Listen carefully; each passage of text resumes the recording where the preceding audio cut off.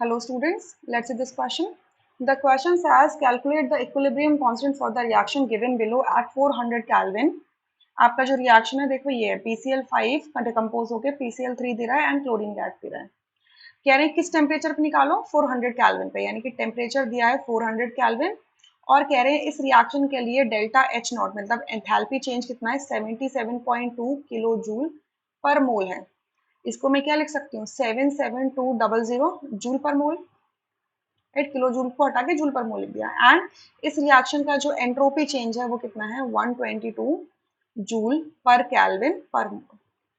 Entropy change का क्या मतलब होता है कि रैंडमनेस में कितना चेंज आया। एंट्रोपी का मतलब होता है रैंडमनेस ऑफ द सिस्टम, ठीक है।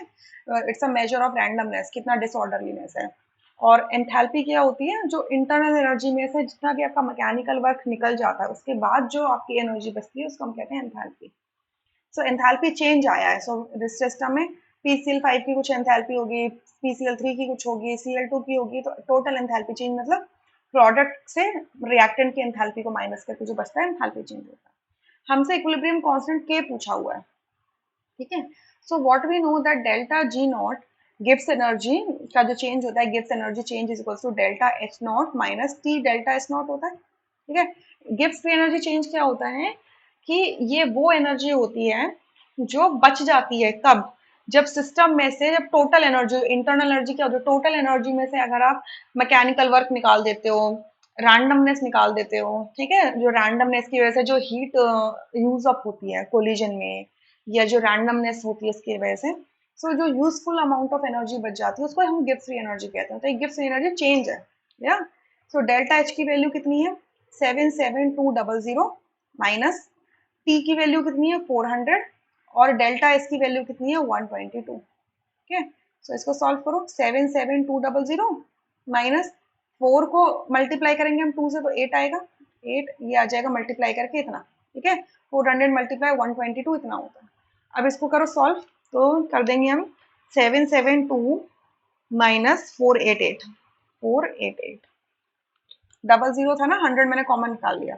सो ये जाएगा 28400। शॉर्टकट से बस करने का और कुछ नहीं है। सो ये कितने, इसका आंसर क्या आ जाएगा जूल पर केल्विन, ठीक है। नहीं जूल पर केल्विन है, जूल पर मोल आएगा, सॉरी ये आएगा जूल पर मोल, जूल पर मोल। देखिए डेल्टा एच की यूनिट क्या है जूल पर मोल है और डेल्टा एच की क्या है जूल पर केल्विन पर मोल है। तो इसको केल्विन से मल्टीप्लाई करेंगे तो केल्विन से केल्विन इनवर्स कैंसिल हो रहा है ना, जूल पर मोल बचेगा, ठीक है।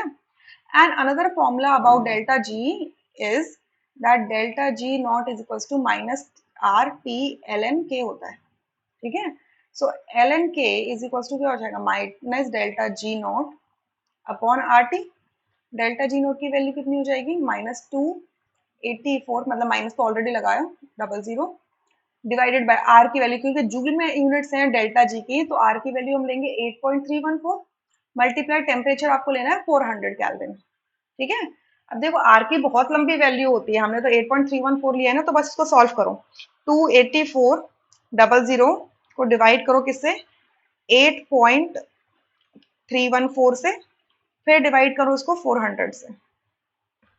देखो वैसे इतना लंबा जाने की जरूरत भी नहीं है, देखो ये जीरो इस जीरो से कैंसिल हो गए, 2 जीरो, ठीक है, जीरो से कैंसिल हो गए, तो आपके पास बचेगा क्या 284, इसको डिवाइड करो 4 से 71 आता है, इसको डिवाइड करो ये आता है 71। सो बेसिकली आप क्या कर रहे हो -71 डिवाइडेड बाई 8.314 कर रहे हो, ठीक है। 71 को डिवाइड करो 8.314 से, माइनस में है ना ये,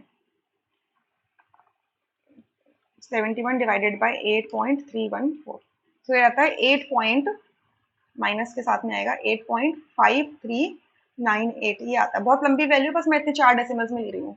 तो अगर एंटी लॉग लगा देंगे तो के की वैल्यू क्या हो जाएगी e की पावर -8.5398 हो जाएगी, ठीक है। तो मैं इसका क्या कर रही हूँ एंटी लॉग लगा रही हूँ, मैं इसका एंटी लॉग माइनस ऑफ 8.5398, ठीक है। तो ये आती है वैल्यू हमारी 0.000195, ठीक है, आगे 29, ठीक है। और भी डिफरेंट वैल्यू आ सकती थी, मैंने तो क्या किया हुआ 71/8.314 को डिवाइड किया है, तो 4 डेसिमल प्लेसेस में लिया, और आगे बड़ी वैल्यू जा सकती थी, ठीक है।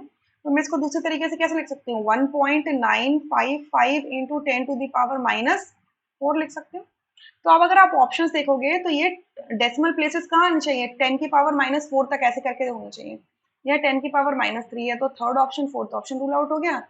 फर्स्ट ऑप्शन में देखो आगे की वैल्यूज डिफरेंट है, बहुत ज्यादा डिफरेंट है, 2.135 है, ये 1.955 है, so first option rule out हो जाएगा। तो जो नियरेस्ट वैल्यू यहाँ पर नजर आएगी वो आपकी, देखो अगर मैं इसको नियरेस्ट करके लिखूं तो ये 1.95 आ जाएगी, और इसको नियरेस्ट करके लिखूंगी तो ये 1.95 आ जाएगी, ठीक है।